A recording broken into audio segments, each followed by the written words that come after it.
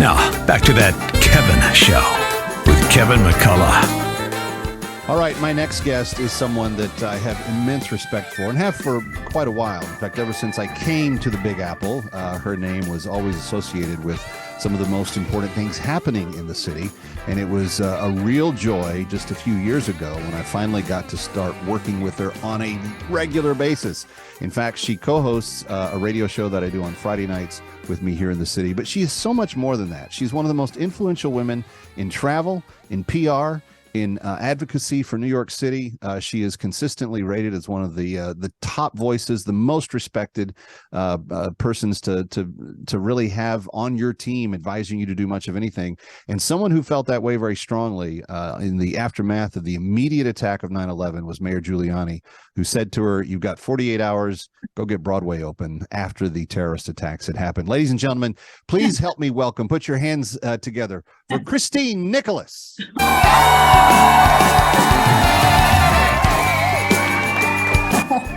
Well, thank you, Kevin.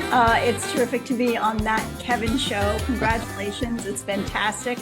And I love how you are elevating New York City, bringing it back. You are playing a key role in making people understand that, you know, as goes New York, goes the country. And if New York is not strong, our country will not be strong. Whether you agree with the politics or not, the reality is New York City is our culture. Yeah. It's a great way of celebrating Americana. There's so much to see and do. So what you're doing on that Kevin show is really meaningful. And many people here in New York City are taking notice. Well, I've always loved, and when I was a kid, loved the idea of someday going to New York and just getting to do radio in New York. Like that's all I could possibly fathom or imagine. And I actually had program directors at radio stations in Dallas and Chicago tell me when the opportunity came to go to New York, like, you know, New York doesn't really have anything that we don't have. Oh, yeah?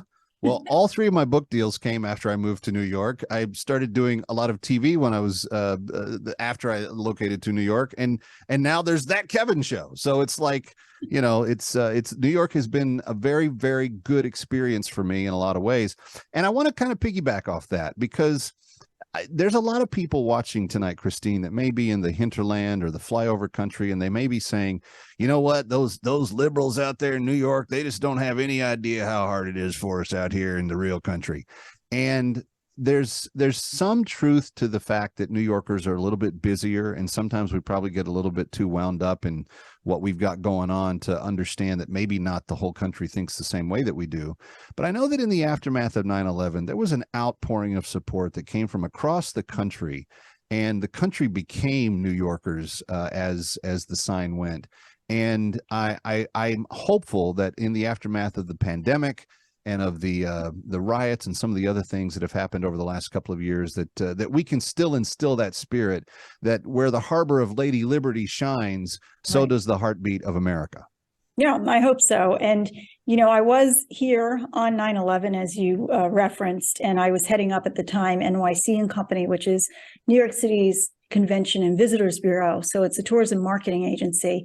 And prior to that, I worked as Mayor Giuliani's communications director. So as you said, he gave us 2 days to open up Broadway. And the reason being is because he knew that the culture of America is really Broadway. I mean, look, there's symphonies all over. I mean, we have country music too that is uniquely Americana, but that's not necessarily known for being New York City. Right, so what is New York City's culture? And that is Broadway. So we had 2 days to open it up. I will argue that Lincoln Center and Carnegie play an awful important role 100%. too. But yeah, you're right. In fact, there is something magical. I try to explain this to people that don't live here or people that come to visit for the first time. And we all have those people, right? If you live in New York, you have people that say, "I'm coming to your city. I've been wanting to my entire life." They don't say that about Fort Worth, Texas, where I grew up. They do say that about New York City. But the idea is when the sun goes down and the lights come on, especially in Times Square and around all the theaters and around Lincoln Center and around Carnegie and all the eateries, there is a life to this place that is just magnificent. And it just is not replicated. I've been to London. I've been to Paris. I've been to Los Angeles. I've been to other national capitals. There's no place like it on planet Earth. Yeah, well, we're a 24/7 city. We pride ourselves on that. And during the pandemic, it was a little eerie because even when our subways reopened, they did not open to 24 hours. And it was the first time that ever happened.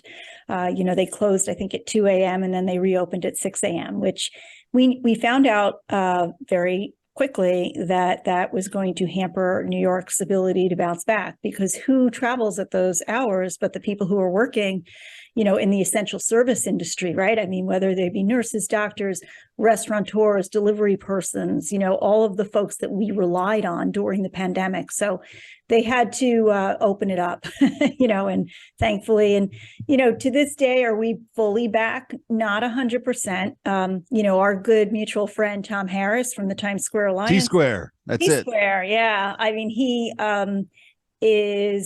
does the daily pedestrian counts in Times Square.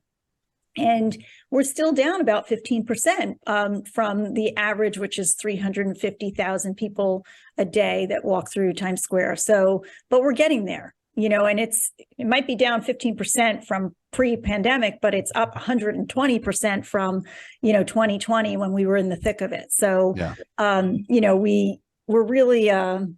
We're really happy to be back, but we could use a little bit more attention to getting people to feel comfortable coming back. And we've got a great police department, NYPD, second to none. But we're dealing with a lot of the things that a lot of cities elsewhere are dealing with. But I think we're dealing with it, just head on. And the whole, I think the anti-police movement, defund the police, that was also here for a bit, but then quickly turned around. And now we have a former police officer, a former lieutenant, who's now our mayor. My own personal kind of funny favorite story about coming to New York, I hadn't moved here yet, was coming here for a conference. I'm eating at the Sabara Pizza in Times Square. You know it well. Yep. Because I was not a guy far from out of town, Ellen's, and right I wanted that authentic Sabara slice. Anyway, my buddy and I, we'd gotten in. It was a late night. It was 10:30, 10:45, 11 o'clock. We got to get something to eat. We just landed, checked in at our hotel, went over to Times Square, went to the Sabara. We're sitting there, and the only seats they had available were the ones looking out on the street at that time. And so we're finishing up our slice, and lo and behold, it's like 1:30 in the morning, and there's this crush of bicyclists that come through Times Square with racing numbers on their chests. And I was like, this has to be the coolest place on planet Earth for them to be holding a bike race at 1:30, 2 o'clock in the morning. I've been on that tour. It is a lot of fun. Well, okay. And you haven't talked me into doing it yet. I'm thankful, but we'll talk about that at some point. She's Cristyne Nicholas. If you catch me on Friday nights out of New York City on AM 970, The Answer, you'll hear her with me as we have fun food and hospitality that we talk about for a full hour. But she's coming right back with us on That Kevin Show. Ready or not, he'll be right back. That Kevin Show with Kevin McCullough.